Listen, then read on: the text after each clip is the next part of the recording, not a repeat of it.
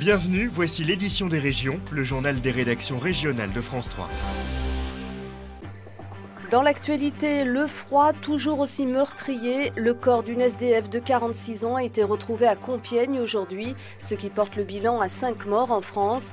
Parmi les victimes, un enfant de 12 ans tombé dans un lac gelé dans les Vosges. Le petit garçon jouait avec un ami sur l'étang de Corcieux lorsque la glace s'est brisée. Marcher sur la glace, patiner sur un lac gelé, c'est tentant mais c'est surtout très dangereux, comme ici dans les Ardennes. Malgré le froid sibérien de ces derniers jours, la couche de glace reste très fine. Les moins téméraires, eux, s'avancent à petits pas. Le bruit des craquements laisse deviner la fragilité de la glace. On va pas avancer plus loin.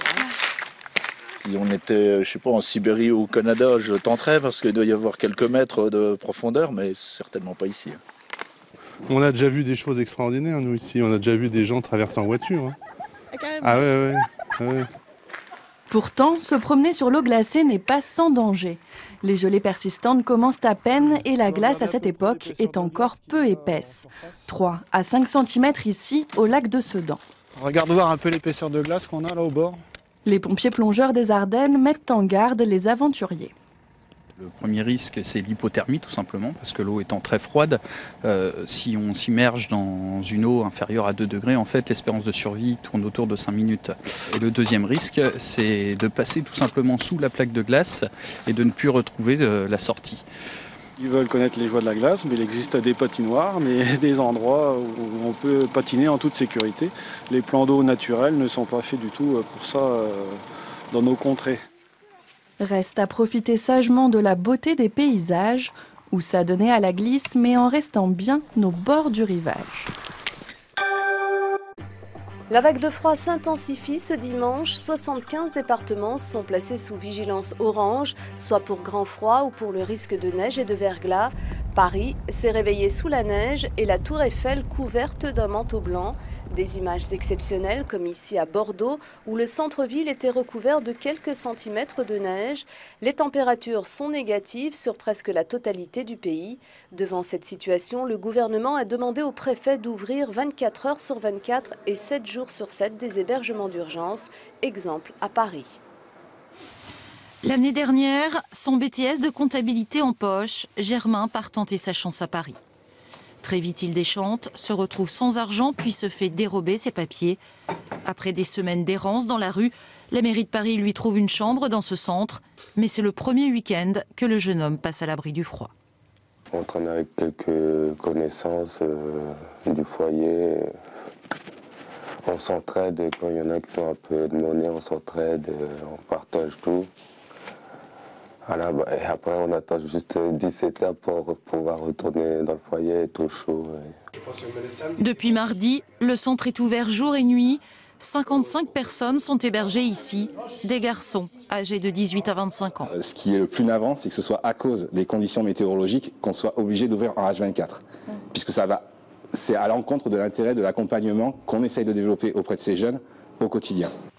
En raison du grand froid qui s'installe, le gouvernement a demandé l'ouverture des centres d'hébergement d'urgence 24 heures sur 24, une décision qui n'est pas sans conséquences pour les interlocuteurs sociaux. Les budgets ont diminué l'année dernière et donc les associations, les partenaires ne peuvent pas fonctionner avec du H24 s'il n'y a pas de moyens supplémentaires.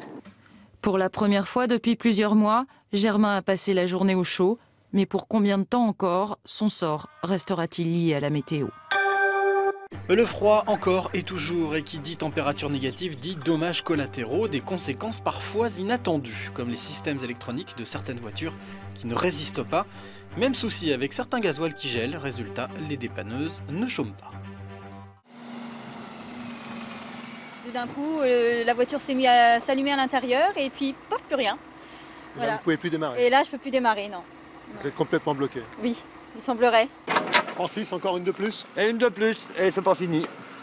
Mais ça va s'arranger, on va arranger tout le monde. Et faire au mieux, quoi. Avec la vague de froid, les pannes de voitures ne se comptent plus. Francis, lui, en 2 jours, en est à plus d'une quarantaine d'interventions. Le plus souvent, comme ici, il s'agit de la batterie et d'un problème électronique. Mais quand c'est un diesel, c'est le gasoil qui ne supporte pas les basses températures. Les filtres sont complètement colmatés, ce qui empêche d'envoyer de la pression de carburant. Donc les véhicules ne démarrent pas. La faute revient au mercure, descendu sous la barre des -12, à un gasoil peut-être pas assez performant et le froid qui, en s'engouffrant dans les moteurs, provoque des phénomènes de givrage. Les dépanneurs n'en finissent plus. Peut-être le filtre à gasoil qui était rempli d'eau et du coup l'eau a gelé au fond et je pense que le filtre à gasoil va être à changer également. Donc là vous ne pouvez plus démarrer du tout?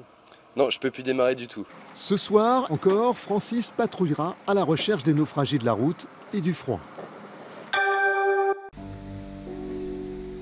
Une image pour prouver que le froid a aussi son lot de belles surprises, cette cascade gelée qui chaque nuit se sculpte au gré des températures nocturnes.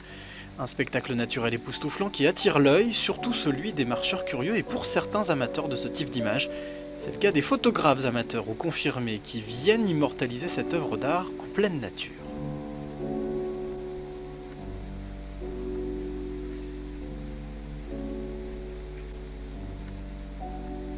Une œuvre qui, une fois le redout enclenché, disparaîtra et n'existera plus que dans les mémoires et sur les clichés de ses passionnés.